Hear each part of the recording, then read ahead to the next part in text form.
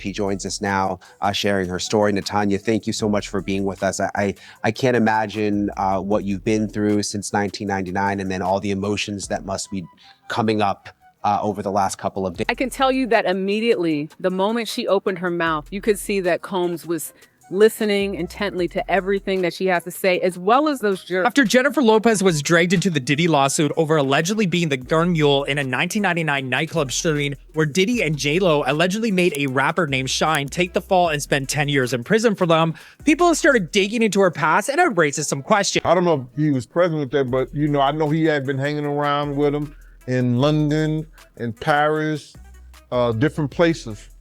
Law enforcement sources are expecting the feds to widen the Diddy probe to include previous criminal investigations.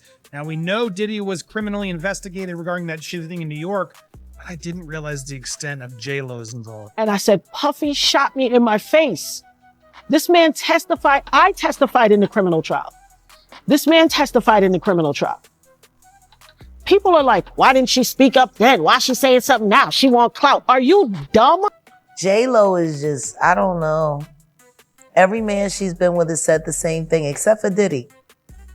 Diddy's the only one that said she was a great girlfriend and how he wish he hadn't messed it up. She deserved it. She's one of the flyest out there. Yeah, well, she thinks that of you too. She named you one of the great loves of her life. Yeah, was she one of yours too? Yeah. This is definitely not Jennifer Lopez's year. She ended up in the middle of a divorce right when everyone thought she had the most romantic love story ever told. On top of that, her This Is Me Now documentary completely flopped. What makes it all even more interesting is the speculation that her past with the disgraced mogul Diddy might be connected to everything going wrong. Stick around, because we're about to break down some shocking theories that suggest Diddy is the real reason Ben walked away from J-Lo. Let's get into it. Everybody else that's left her, she was too this, she was this, she was that. But Diddy said she was perfect. Maybe she was meant for the metal. What happens if you're only perfect for the devil? The situation centered around J-Lo and Diddy long before either of her chapters with Ben Affleck, whether the first or second. From 1999 to 2001, during their relationship, they were constantly in the spotlight. You couldn't glance at a tabloid without seeing the two of them on red carpets, dressed in designer outfits, practically running New York City. Things started to unravel after a nightclub shooting in 1999. The incident allegedly began when Diddy knocked a drink out of someone's hand, sparking a rapid escalation. 3 people were injured, including Nada Rubin, who claimed she was struck in the face by a bullet linked to Diddy. After the chaos, J-Lo and Diddy fled the scene but were apprehended shortly after. While J-Lo was released from custody just hours later, Diddy faced more serious consequences and was held briefly. Ultimately, both he and his bodyguard were cleared, largely because Jennifer, who witnessed the incident, claimed neither of them was responsible. The car drove by, saw a female hand throwing a gun out of the Ridiculous. car. You're the only female in the car. You don't want to talk about it? You very confident that Puffy will be found innocent in this trial? Yes, I will. You're going to testify?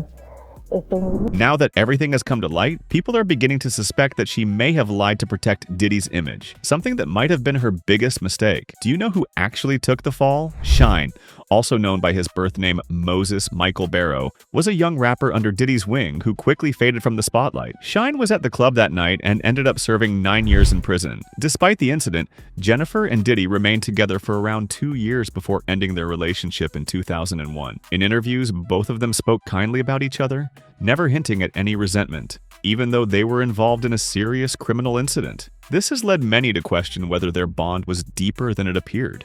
Although nothing has been officially confirmed, people are now speaking out, especially as Diddy finds himself entangled in numerous legal battles. In a recent interview, Shine, the artist who served time, stated that Diddy destroyed his life when he was just 18 years old. After turning his life around, he claimed that Diddy persuaded witnesses to testify against him for a crime he didn't commit.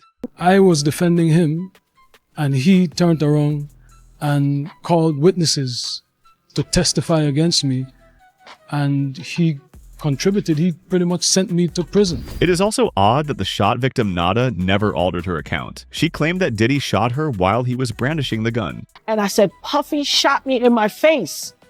This man testified. I testified in the criminal trial. This man testified in the criminal trial.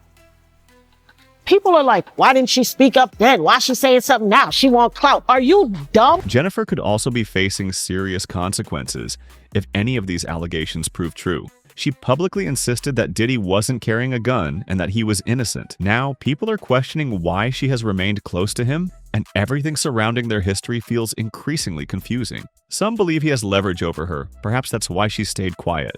Similar sentiments have been echoed by Suge Knight while behind bars. Let's look at one of the theories surrounding why Ben may have left Jennifer. On his podcast, He Runs from Prison, Suge, a major figure in the rap industry, reportedly suggested that FBI confiscated tapes from Diddy's residence played a role in the alleged tension between Jennifer Lopez and Ben Affleck. According to Suge, the tapes weren't ordinary home videos. They supposedly contain explosive material that could implicate Jennifer in the 1999 shooting case. Suga claims the tapes show scenes suggesting Jennifer lied when she said the gun belonged to Shine. She allegedly knew it was Diddy's firearm but took the fall for him. Suga further believes that these recordings landed in Ben Affleck's hands after the FBI discovered them, and that may have driven a wedge between him and Jennifer. He's confident the FBI handed over the tapes directly to Ben. So the question arises, did Ben distance himself to avoid getting dragged into the mess? Are the authorities now closing in on Jennifer too?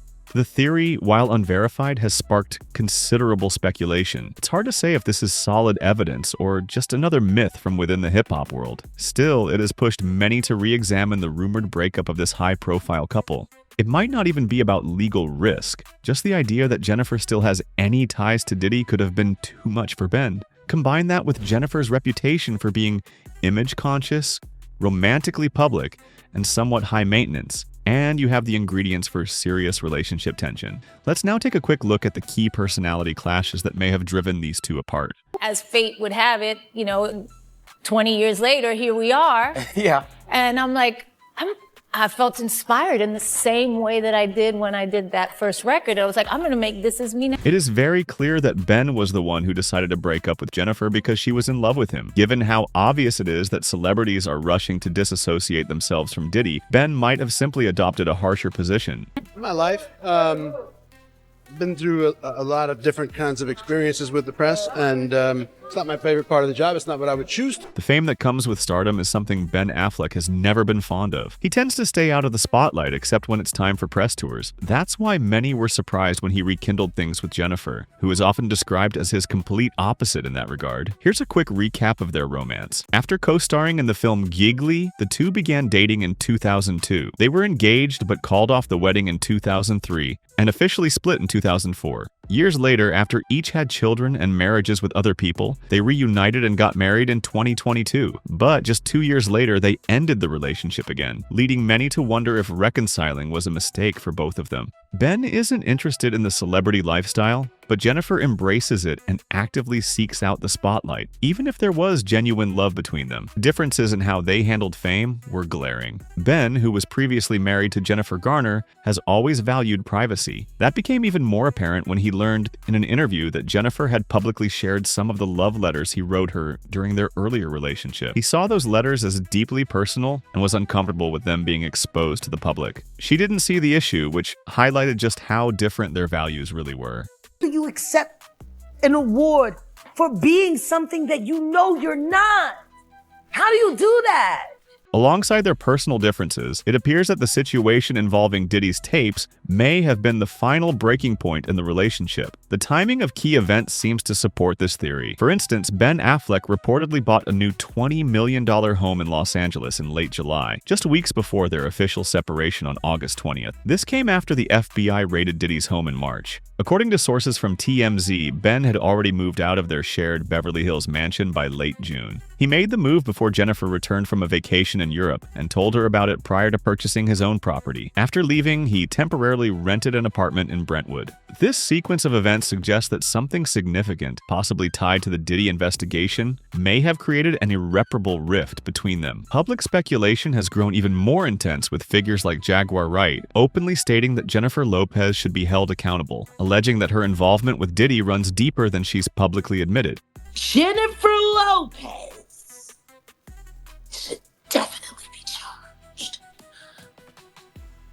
Should I keep going? I mean, you hitting it off. What are your thoughts? Tell us in the comment section below. See you next time, and thanks for watching.